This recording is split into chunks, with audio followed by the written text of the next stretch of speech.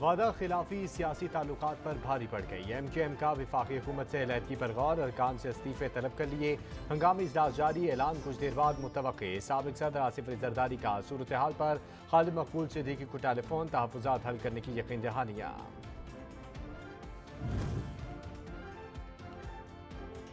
PTI की हुकूमत पर पलट कर वार की तैयारी। इमरान खान का सदर मुमलिकत के जरिए वज़ीर आज़म शहबाज शरीफ के खिलाफ एतमाद के वोट के ऑप्शन पर गौर।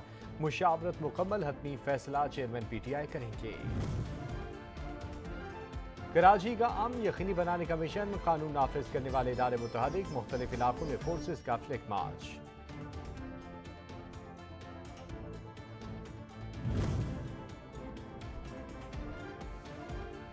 मारूफ समाजी शख्सियत कासिम अली शाह का अमली सियासत में कदम रखने का फैसला। जमान पार्क में इमरान खान से मुलाकात में PTI के टिकट की दरख्वास्त कर दी। चेयरमैन PTI का खैर मकदम, कहा ईमानदार अफराद की तलाश में रहते हैं, पार्टी में खुशामदीद।